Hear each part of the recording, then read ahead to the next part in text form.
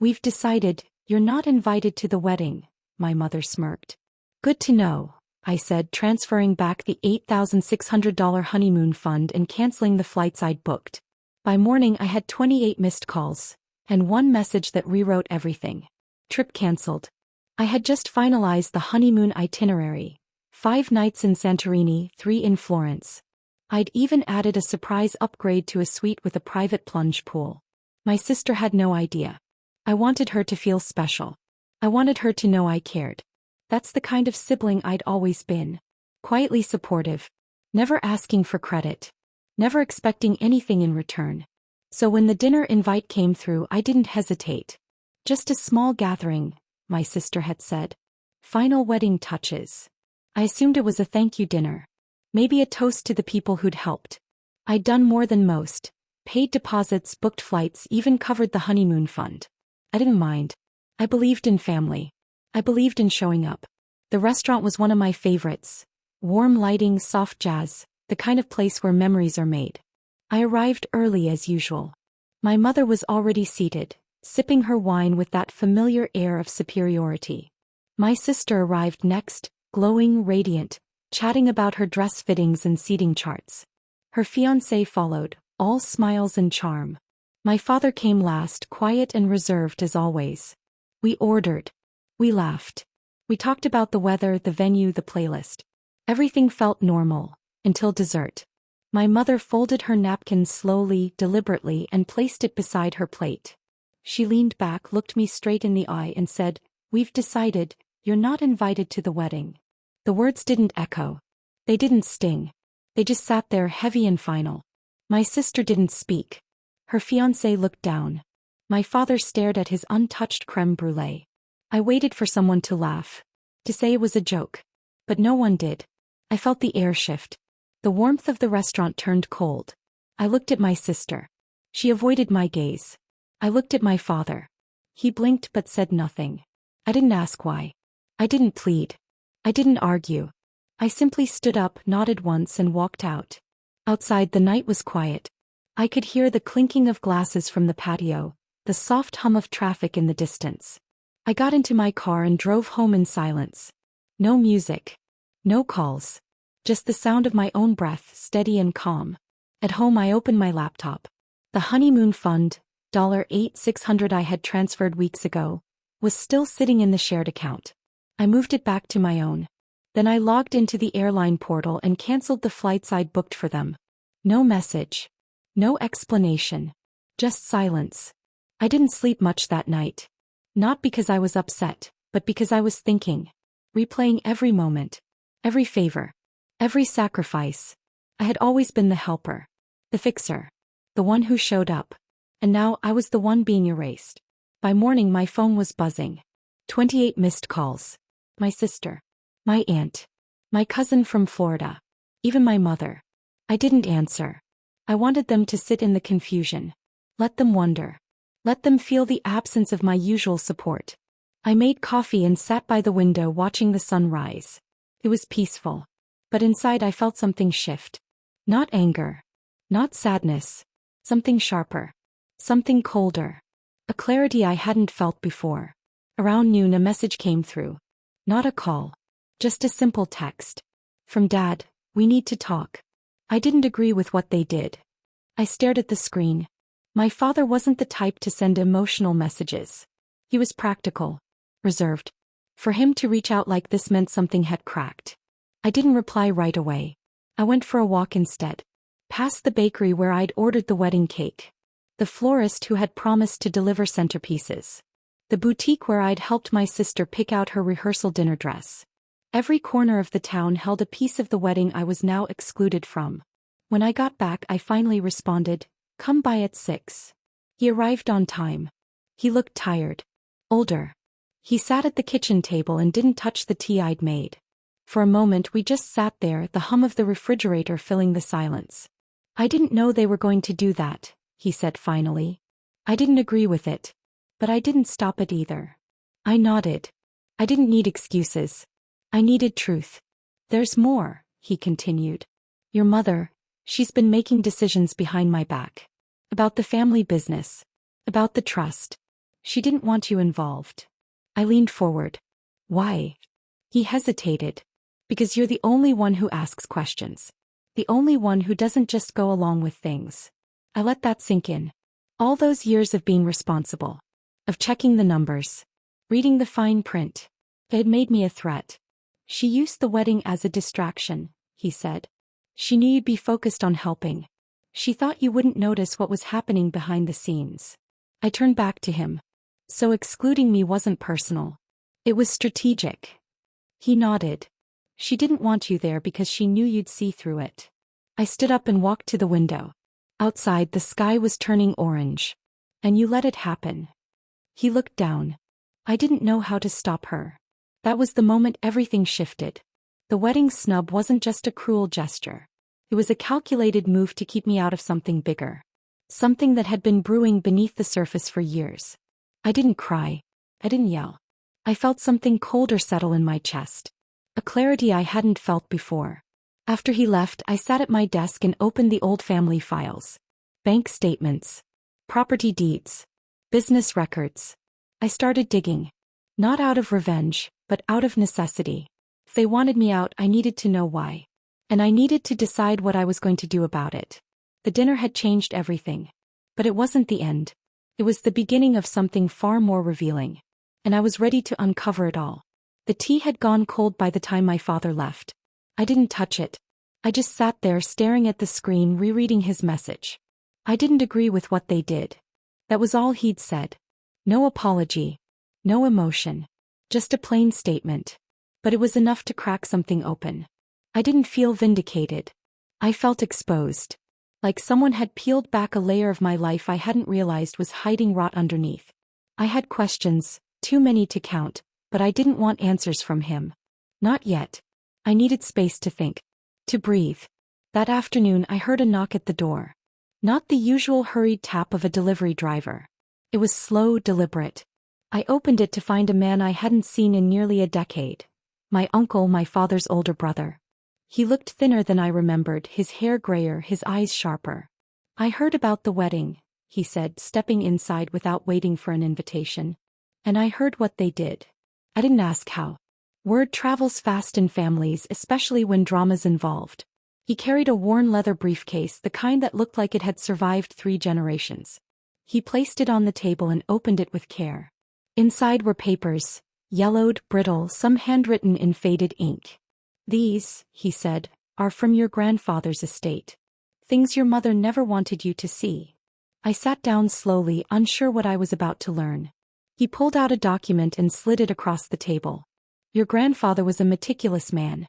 He didn't trust lawyers. He kept everything in writing. And he had a clause, one that your mother tried to bury. I scanned the page.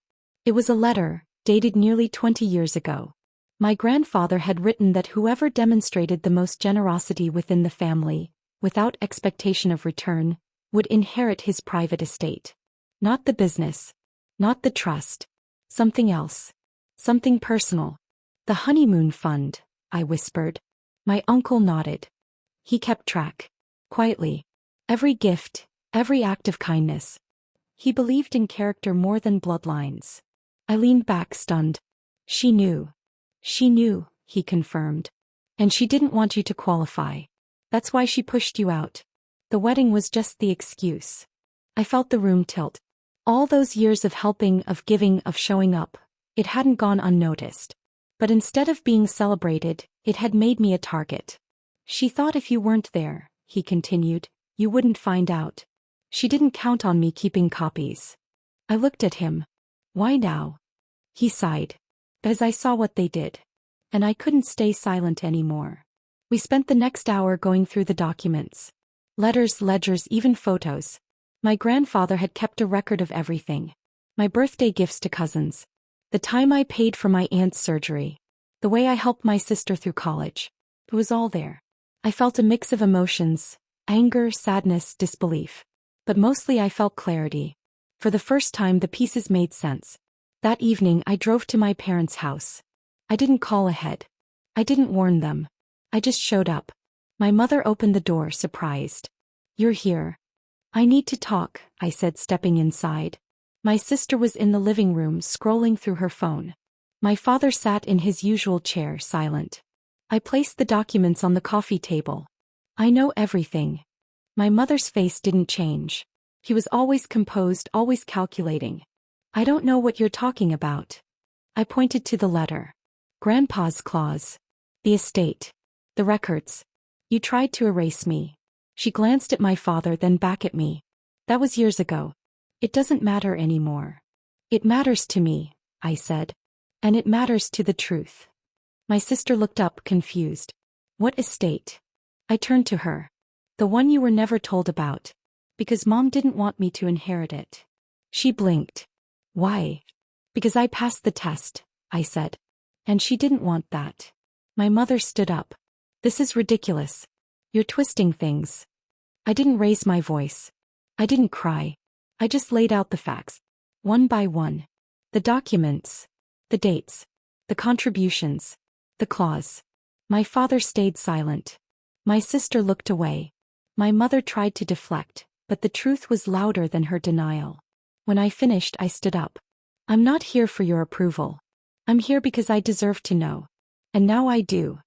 I walked out without waiting for a response. The next few days were strange. Quiet. My phone didn't ring. No messages. No calls. Just silence. Then slowly things shifted. My aunt called. I'm sorry, she said. I didn't know. I should have asked questions. My cousin messaged. I stayed quiet because I didn't want to get involved. I regret that. Even my father started visiting more often. He didn't say much, but his presence spoke volumes. My mother?